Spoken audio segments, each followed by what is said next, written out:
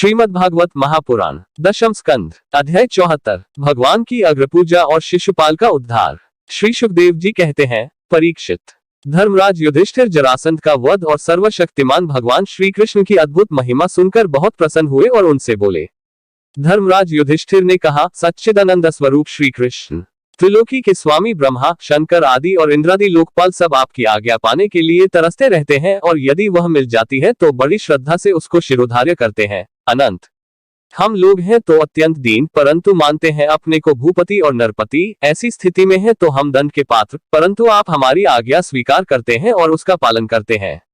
सर्वशक्तिमान कमल नयन भगवान के लिए यह मनुष्य लीला का अभिनय मात्र है। जैसे उदय अथवा अस्त के कारण सूर्य के तेज में घटती या बढ़ती नहीं होती, वैसे ही किसी भी प्रकार के कर्मों से न तो आपका उल्लास होता है और न तो ह्रास ही, क्योंकि आप सजातीय, विजातीय और स्वगत भेद से रहित स्वयं परब्रह्म परमात्मा है, किसी से पराजित न होने वाले माधव। यह मैं हूँ और यह मेरा है तथा यह तू है और यह तेरा, इस प्रकार की विकारयुक्त भेद बुद्धि तो पशुओं की होती है। जो आपके अनन्य भक्त हैं, उनके चित्त में ऐसे पागलपन के विचार कभी नहीं आते, फिर आप में तो होंगे ही कहां से। इसलिए आप जो कुछ कर रहे हैं वह लीला ही लीला है।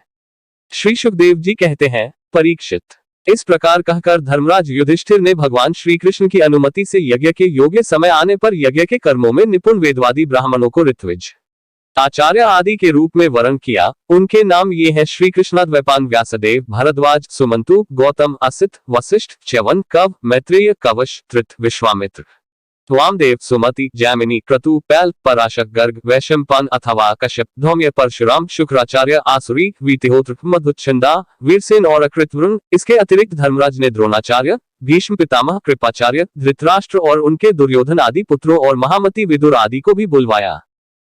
राजसूय यज्ञ का दर्शन करने के लिए देश के सब राजा, उनके मंत्री तथा कर्मचारी, ब्राह्मण, क्षत्रिय, वैश्य, शूद्र सब के सब वहां आए। इसके बाद ऋत्विज ब्राह्मणों ने सोने के हलों से यज्ञ भूमि को जुतवाकर राजा युधिष्ठिर को शास्त्रानुसार यज्ञ की दीक्षा दी।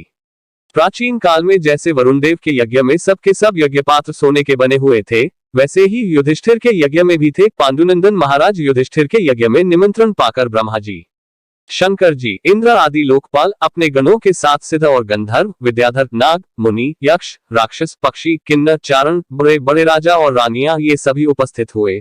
सबने बिना किसी प्रकार के कौतूहल के यह बात मान ली कि राजसूय यज्ञ करना युधिष्ठिर के योग्य ही है, क्योंकि भगवान श्री कृष्ण के भक्त के लिए ऐसा करना कोई बहुत बड़ी बात नहीं है। उस समय देवताओं के समान तेजस्वी याजकों ने धर्मराज युधिष्ठिर से विधिपूर्वक राजसूय यज्ञ कराया, ठीक वैसे ही जैसे पूर्व काल में देवताओं ने वरुण से करवाया था। सोमलता से रस निकालने के दिन महाराज युधिष्ठिर ने अपने परम भाग्यवान याजकों और यज्ञ कर्म की भूल चूक का निरीक्षण करने वाले सत्सपतियों का बड़ी सावधानी से विधिपूर्वक पूजन किया। अब सभासद लोग इस विषय पर विचार करने लगे कि सदस्यों में सबसे पहले किसकी पूजा अग्रपूजा होनी चाहिए। जितनी मति उतने मत, इसलिए सर्वसम्मति से कोई निर्णय न हो सका। ऐसी स्थिति में सहदेव ने कहा, यदुवंश शिरोमणि भक्तवत्सल भगवान श्री कृष्ण ही सदस्यों में सर्वश्रेष्ठ और अग्रपूजा के पात्र हैं, क्योंकि यही समस्त देवताओं के रूप में है और देश, काल, धन आदि जितनी भी वस्तुएं हैं उन सब के रूप में भी ये ही है। यह सारा विश्व श्री कृष्ण का ही रूप है। समस्त यज्ञ भी श्री कृष्ण स्वरूप ही है। भगवान श्री कृष्ण ही अग्नि, आहुति और मंत्रों के रूप में है। ज्ञान मार्ग और कर्म मार्ग ये दोनों भी श्री कृष्ण की प्राप्ति के ही हेतु है।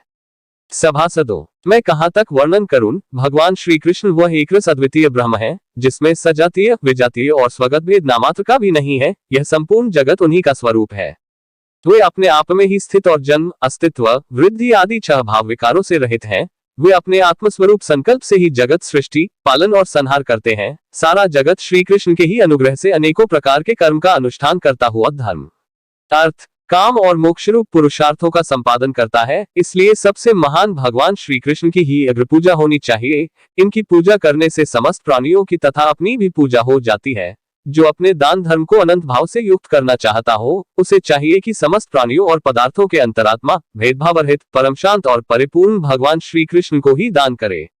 परीक्षित, सहदेव भगवान की महिमा और उनके प्रभाव को जानते थे। इतना कहकर वे चुप हो गए। उस समय धर्मराज युधिष्ठिर की यज्ञ सभा में जितने सत्पुरुष उपस्थित थे, सबने एक स्वर से बहुत ठीक कहकर सहदेव की बात का समर्थन किया। धर्मराज युधिष्ठिर ने ब्राह्मणों की यह आज्ञा सुनकर तथा सभासदों का अभिप्राय जानकर बड़े आनंद से, प्रेमोद्रेक से विह्वल होकर भगवान श्री कृष्ण की पूजा की।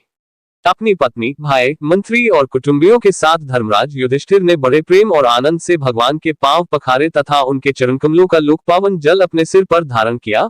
उन्होंने भगवान को पीले पीले रेशमी वस्त्र और बहुमूल्य आभूषण समर्पित किए। उस समय उनके नेत्र प्रेम और आनंद के आंसुओं से इस प्रकार भर गए कि वे भगवान को भलीभांति देख भी नहीं सकते थे। यज्ञ सभा में उपस्थित सभी लोग भगवान श्री कृष्ण को इस प्रकार पूजित सत्कृत देखकर हाथ जोड़े हुए नमो नमः, जय जय, इस प्रकार के नारे लगाकर उन्हें नमस्कार करने लगे। उस समय आकाश से स्वयं ही पुष्पों की वर्षा होने लगी।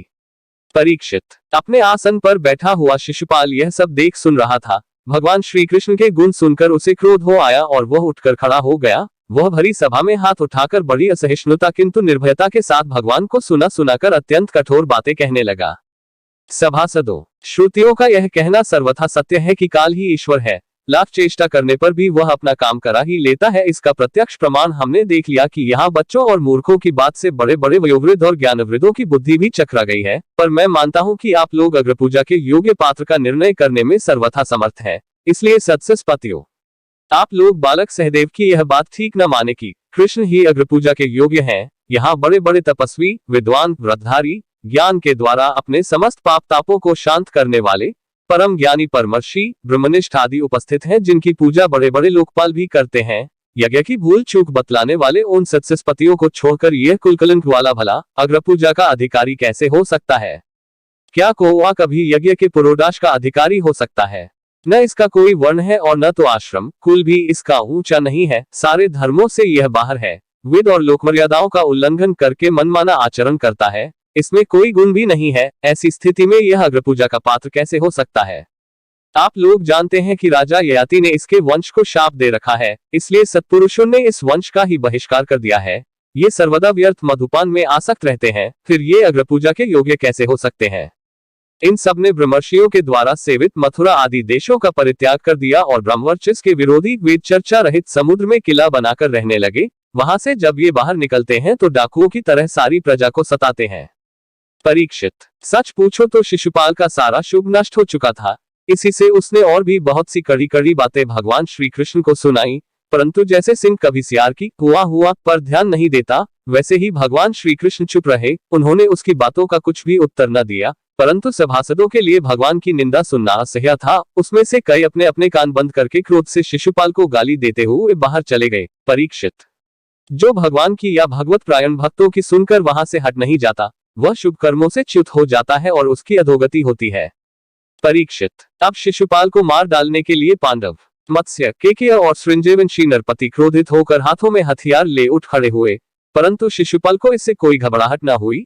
उसने बिना किसी प्रकार का आगा पीछा सोचे अपनी ढाल तलवार उठा ली और वह भरी सभा में श्री कृष्ण के पक्षपाती राजाओं को ललकारने लगा। उन लोगों को लड़ते झगड़ते देख भगवान श्री कृष्ण उठ खड़े हुए। उन्होंने अपने पक्षपाती राजाओं को शांत किया और स्वयं क्रोध करके अपने ऊपर झपकते हुए शिशुपाल का सिर छुरे के समान तीखी धार वाले चक्र से काट लिया। शिशुपाल के मारे जाने पर वहां बड़ा कोलाहल मच गया। उसके अनुयायी नरपति अपने अपने प्राण बचाने के लिए वहां से भाग खड़े हुए। जैसे आकाश से गिरा हुआ लूक धरती में समा जाता है, वैसे ही सब प्राणियों के देखते देखते शिशुपाल के शरीर से एक ज्योति निकलकर भगवान श्री कृष्ण में समा गई। परीक्षित, शिशुपाल के अंतःकरण में लगातार 3 जन्म से वैर भाव की अभिवृद्धि हो रही थी और इस प्रकार वैर भाव से ही सही ध्यान करते करते वह तन्मय हो गया, पार्षद हो गया। सच है, मृत्यु के बाद होने वाली गति में भाव ही कारण है। शिशुपाल की सदगति होने के बाद चक्रवर्ती धर्मराज युधिष्ठिर ने सदस्यों और ऋत्विजों को पुष्कल दक्षिणा दी तथा सबका सत्कार करके विधि पूर्वक यज्ञांत स्नान अभरित स्नान किया। परीक्षित, इस प्रकार योगेश्वर भगवान श्री कृष्ण ने धर्मराज युधिष्ठिर का राजसूय यज्ञ पूर्ण किया और अपने सगे संबंधी और सुहृदों की प्रार्थना से कुछ महीनों तक वही रहे। इसके बाद राजा युधिष्ठिर की इच्छा न होने पर भी सर्वशक्तिमान भगवान श्री कृष्ण ने उनसे अनुमति ले ली और अपनी रानियों तथा मंत्रियों के साथ इंद्रप्रस्थ से द्वारकापुरी की यात्रा की। परीक्षित, मैं यह उपाख्यान तुम्हें बहुत विस्तार से 7वें स्कंद से सुना चुका हूँ कि वैकुंठवासी जय और विजय को सनकादि ऋषियों के शाप से बार बार जन्म लेना पड़ा था। महाराज युधिष्ठिर राजसूय का यज्ञांत स्नान करके ब्राह्मण और क्षत्रियों की सभा में देवराज इंद्र के समान शोभायमान होने लगे। राजा युधिष्ठिर ने देवता, मनुष्य और आकाशाचार्यों का यथायोग्य सत्कार किया तथा वे भगवान श्री कृष्ण एवं राजसूय यज्ञ की प्रशंसा करते हुए बड़े आनंद से अपने अपने लोकों को चले गए। परीक्षित, सब तो सुखी हुए, परंतु दुर्योधन से पांडवों की यह उज्जवल राज्य लक्ष्मी का उत्कर्ष सहन न हुआ, क्योंकि वह स्वभाव से ही पापी, कलह प्रेमी और कुरुकुल का नाश करने के लिए एक महान रोग था। परीक्षित, जो पुरुष भगवान श्री कृष्ण की इस लीला शिशुपाल वध, जरासंध वध, बंदी राजाओं की मुक्ति और यज्ञानुष्ठान का कीर्तन करेगा, वह समस्त पापों से छूट जाएगा।